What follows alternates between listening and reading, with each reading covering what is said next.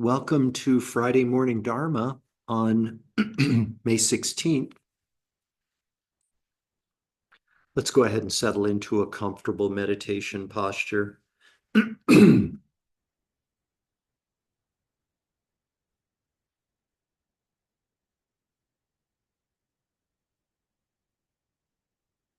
As you drop down in to a meditative state,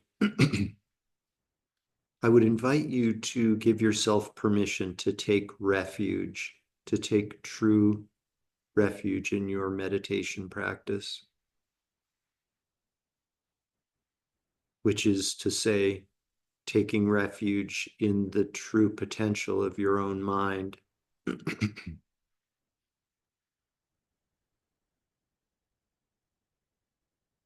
All that arises in this world arises with our thoughts. With our thoughts, we create the world.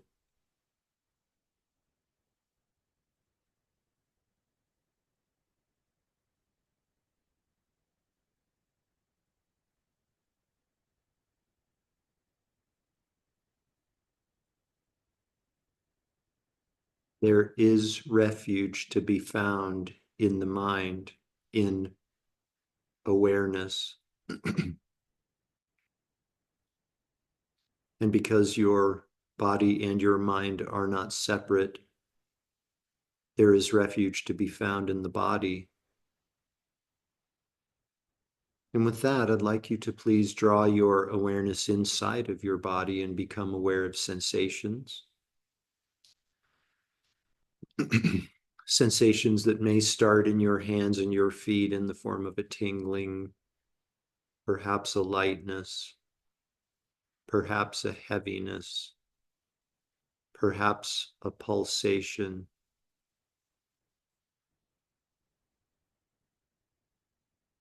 Please simply be the silent observer of these sensations and allow a more tranquil, awakened state of awareness to emerge.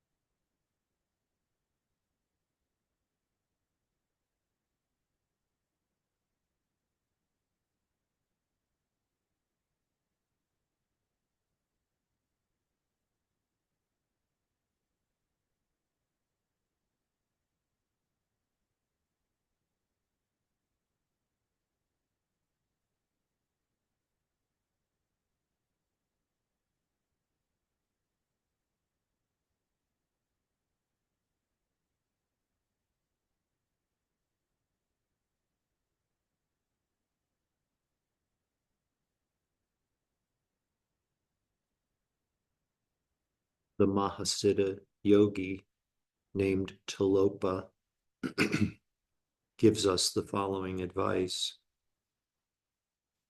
Allow the cloudy water of thought to clarify itself or to clear itself.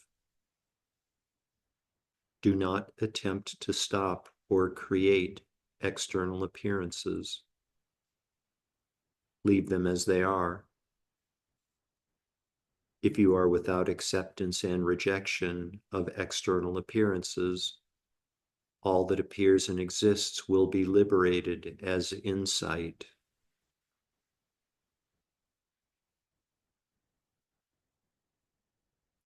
Our means of allowing the cloudy water of thought to clarify itself or to clear itself is meditation on the inner body, silently observing, thus allowing a state of non-conceptual awareness to emerge. Please continue to silently observe.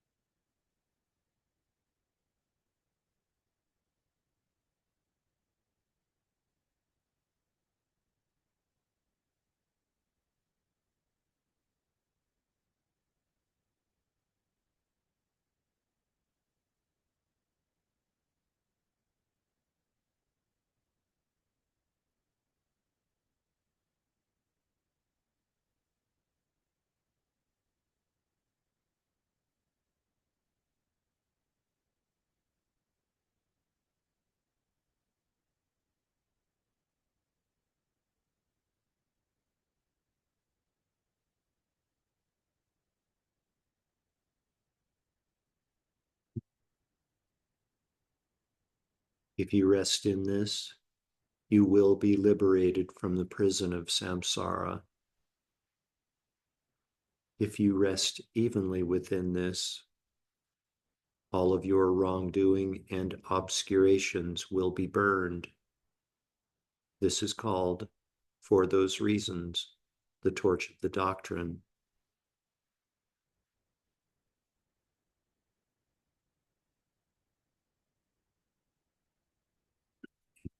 Now, please redirect your awareness.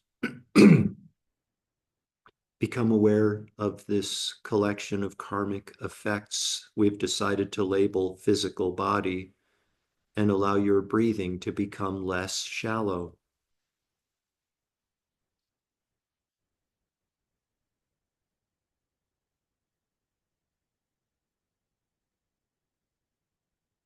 Taking deeper and deeper breaths, become aware again of the garments of clothing resting on the surface of physical body.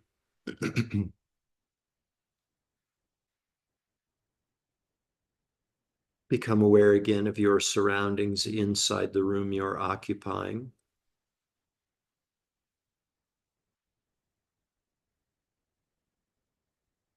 Deeper and deeper breaths, becoming aware again of the world that exists outside of the room that you're occupying.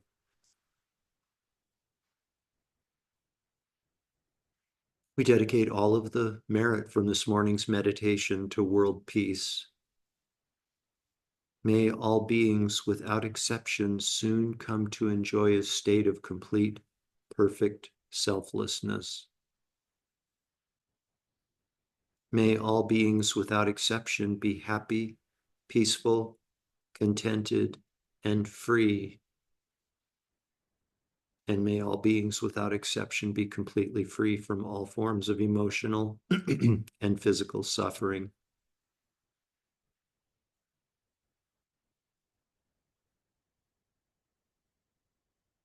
Completely fill up your belly and lungs with air, and when you're ready, you can open your eyes and bring your meditation to an end.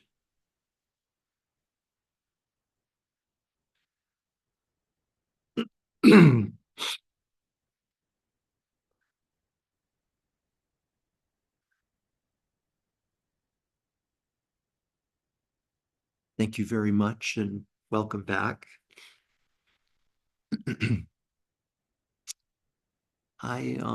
When I was sort of guiding us into the meditation this morning, I made reference to a quote of the Buddha, and maybe the most famous quote attributed to the Buddha. And that is, that quote is, all that we are arises with our thoughts. With our thoughts, we create the world. All that we are arises with our thoughts. With our thoughts, we create the world. Is that true? This is going to be a homework assignment, by the way.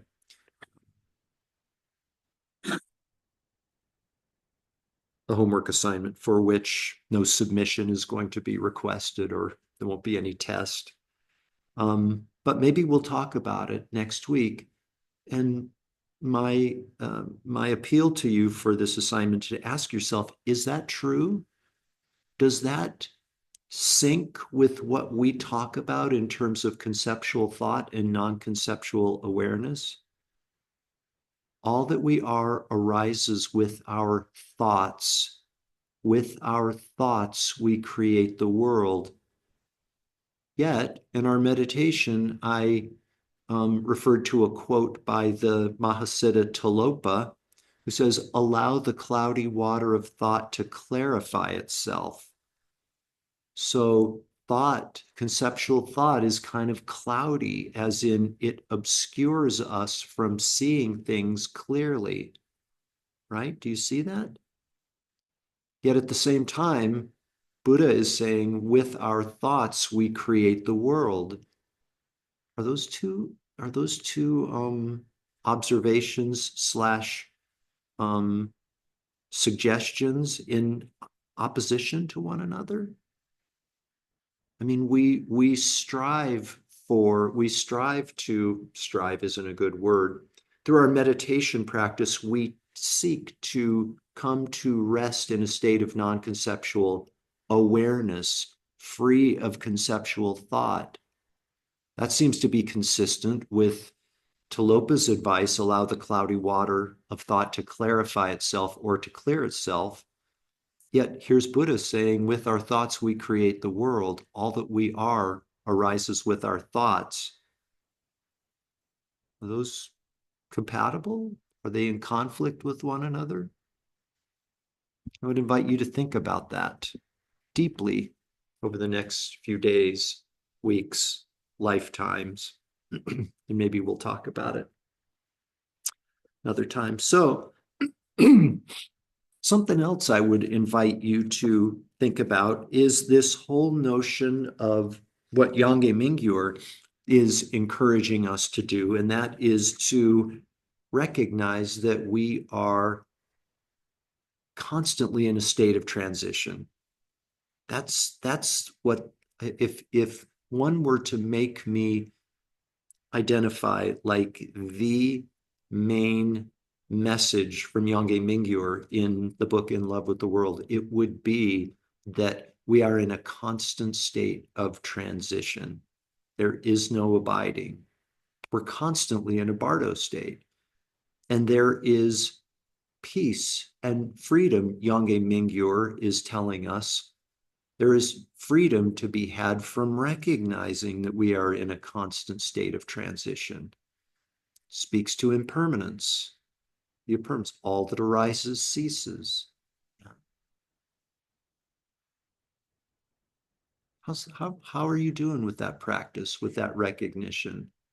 Sort of recognizing that everything we're doing, every place we're going, we're constantly in a place of going from one place to another. How does that benefit us? How does that alleviate our suffering? Helps us develop a recognition, maybe a direct experience of the impermanence of all products. How does that benefit us? Helps us with our attachment, helps us overcome attachment.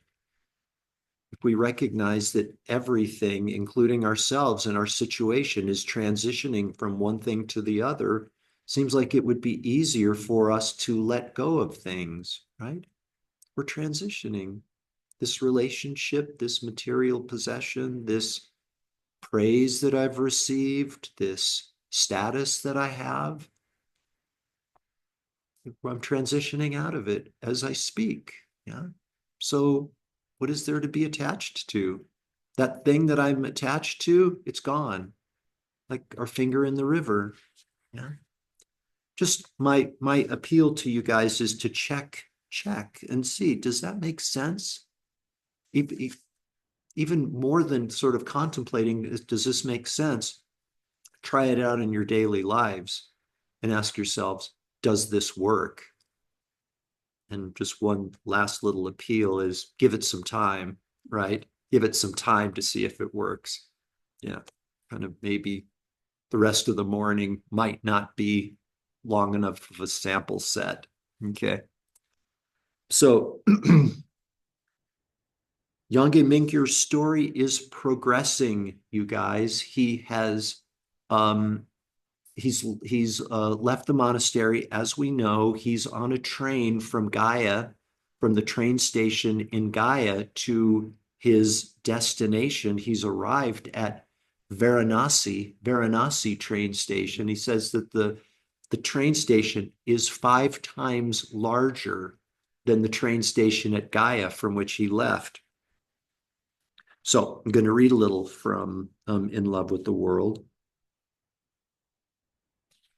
Yangye Mingyur writes, I had an idea of what it would mean to make the world my home. I had always imagined that internal mental ease could extend to any context, whether my body was in an international 5-star hotel, or hanging around in Brazilian slums, or walking through Times Square. To be at home everywhere meant not getting hooked by sights, sounds, and smells that attract and repel. Attract, attachment, repel, aversion, right? Two of the three root delusions. It meant letting go of the impulse to pick and choose and allowing the objects I saw and smelled and heard to just be without going toward them, without withdrawing from them, just staying in the clarity of awareness and allowing all the phenomena around me, whatever they might be, to drift by like clouds. I had wished to enter the Varanasi station with the ease that many people reserve for coming home after a hard day's work. I thought of people my own age who had spent the previous decade trying to figure out long-term plans for employment, relationships, and lifestyles, to find their groove and establish personal identities. The groove might increase into a protective trench that offered insulation from an impersonal and uncaring world. Say you come home from a grueling day or a long commute, you walk through the door, so grateful to find shelter from an uncontrollable world. Does that sound familiar? Yeah, this home, this place we call home. Take refuge, like go in and close the door, and it feels refuge-like. Is it? It's for us individually to decide. Yange Mingyur continues, you walk into an Indian train station on a hot June morning. So many rats and pigeons. This will definitely be a different type of home from any I've known before. These are reflections that Yange Mingyur is having, okay? Most of my friends don't live with rats and pigeons, and still, I wonder how many of them actually feel at home in their homes. Isn't that what drives them to meditation and talking to me? Didn't my teacher, Saljay Rinpoche, try to tell me this when I was 11 years old in India and missing my family in Nepal? When he explained that we are all homesick, all longing for our true home. Didn't he say that?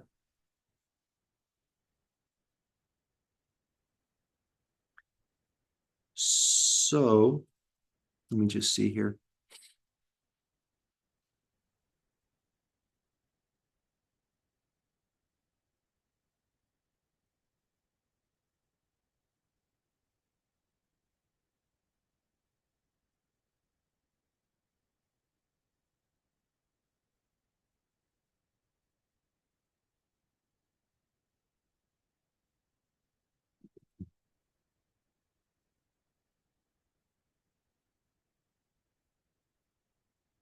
Where was my mind as I ventured into the immensity of the Varanasi station? Definitely looking outward. I circled the unfamiliar station on high alert for threats. People walked quickly in every direction. Some businessmen in Western clothes carried briefcases. Teenage girls in tight jeans and t-shirts and long straight hair walked arm in arm. Parents struggled with their belongings and their children. Some travelers pulled suitcases behind them or ran after porters, and everyone had to navigate near collisions. Really paints a vivid image of the Varanasi train station in India. I can see how Yagi Mingyur was overwhelmed. So please, let's be clear on this. The Varanasi train station is what Yange Mingyur is regarding as his new home, right? He left the home of the Gaya train station, rode on a train, which was the intermediate state, right, to his new home in Varanasi train station. So we can leave it at that.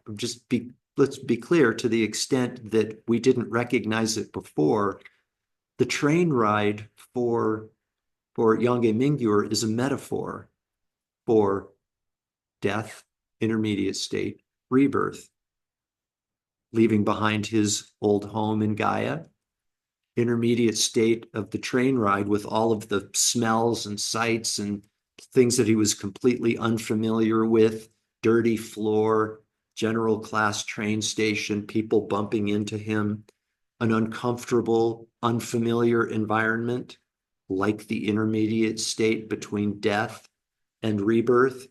And then he comes out at the Varanasi train station. Here's my new home. Voila, I've been reborn in this place. Yeah. I think the recommendation of Yogi Mingyur is for us to experiment with that, with these transitions in our daily life. Yeah. And have fun with it. It has the potential to have fun. I'm leaving my home, right? I'm leaving my home. I'm riding on my bicycle to the co-op on my intermediate state, and I walk in the door of the co-op.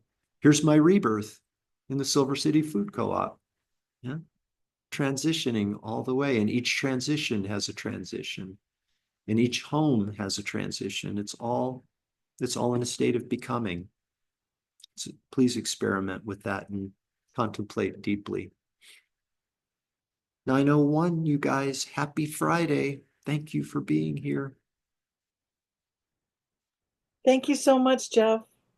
You are most welcome. Thank you. Thank you, Jeff. Bye, everybody. Bye, everyone.